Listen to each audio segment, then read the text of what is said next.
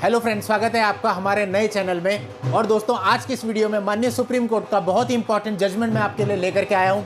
दोस्तों, माफ़ी चाहता हूं, बगल में शादी है मेरे ऑफिस के जस्ट बाहर, वहां पे ढोल बज रहे हैं। मैं इसका कुछ नहीं कर सकता दोस्तों, इसलिए थोड़ी बहुत डिस्टर्बेंस आज रहेगी, बट मुझे पूरी उम्मीद है कि आप लोग इसे पूरी तरह से इग्नोर करेंगे और जो मसला है, जो चीज़ मैं आपके सामने पेश करने वाला हूं, उस पर ध्यान देंगे और उससे लाभ उठाएंगे। दोस्तों, ये मामला ऐसा है कि यहाँ पर पत्नी ने डीवी का केस डाला, लेकिन उसके बावजूद माननीय सुप्रीम कोर्ट ने उसको किसी भी प्रकार का मेंटेनेंस ग्रांट नहीं किया और कहा कि वो अपने केस को साबित नहीं कर पाई है। दोस्तों, पूरे मामले की परिस्थितियां क्या हैं, कैसे हैं, सब कुछ आज की इस वीडियो में मैं आपको बताने वाला हूं। वीडियो में दोस्तों आखिर तक बने रहिएगा, बहुत ही इंपॉर्टेंट वीडियो है। और यदि आपने अभी तक भी इस चैनल को सब्सक्राइब नहीं किया है तो चैनल को सब्सक्राइब करके नोटिफिकेशन बेल पर जरूर क्लिक कर लें, ताकि फ्यूचर में जब भी मैं आप लोगों के लिए इस प्रकार की वीडियो लेके आऊं, उसकी जानकारी आपको सबसे पहले मिले।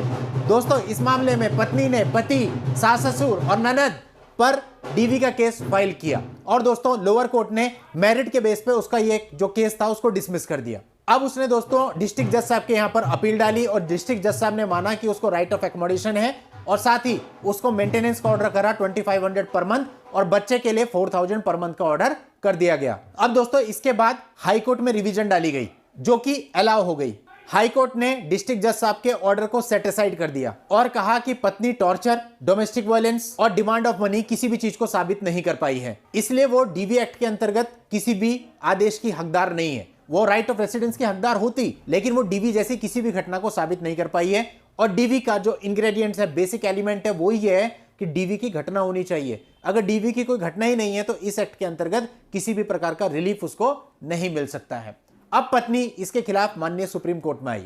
पत्नी के काउंसिल ने बताया कि जितने भी सबूत उन्होंने पेश किए हैं वो साबित करने के लिए सफिशिएंट है और उसको रिलीफ मिलने चाहिए, और साथ ही बच्चे का जो मेंटेनेंस है वो किसी भी प्रकार से किसी भी कंडीशन में खारिज नहीं किया जा सकता है। लेकिन माननीय सुप्रीम कोर्ट ने सारे तथ्यों को देखा और सारे तथ्यों को देखने के बाद यह कहा कि वो हाई कोर्ट के फैसले से बिल्कुल एग्री है और पत्नी के पास डीवी की किसी भी घटना का कोई भी एविडेंस नहीं है और वो किसी भी प्रकार के टॉर्चर या डीवी जैसी किसी भी घटना को साबित नहीं कर पाई है। हाँ, ठीक है कि बच्चे का जो मेंटेनेंस डिस्ट्रिक्ट जज साहब की कोर्ट ने बांधा था 4000 रुपए पर मंथ, वो रीजनेबल कहा जा सकता है, वो पति को देना पड़ेगा, लेकिन पत्नी को किसी भी प्रकार का मेंटेनेंस नहीं देना पड़ेगा, किसी भी प्रकार का रिलीफ पत्नी को नहीं दिया गया। और जो ये एसएलपी थी, स्पेशल लीव पिटीशन, पत्नी की तरफ से इसको डिसमिस कर दिया गया। तो कुल मिला के दोस्तों, यदि पत्नी आपसे डीवी एक्ट के अंतर्गत कोई रिलीफ मांगती है तो वहां पहले उसको यह साबित करना पड़ेगा कि उसका आपसे और जिन जिन के नाम उसने डीवी में लिखा है उन सबसे डोमेस्टिक रिलेशनशिप रहा है, साथ ही उसके साथ डीवी जैसी कोई घटना घटी है।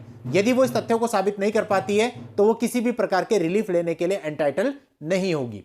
तो दोस्तों, बहुत ही इंपॉर्टेंट माननीय सुप्रीम कोर्ट का जजमेंट है। बहुत सारे लोगों के मामले ऐसे होते हैं जहां पर सेम यही परिस्थिति होती है, कुछ हुआ ही नहीं होता, सामने वाली पार्टी पर कोई एविडेंस ही नहीं होता।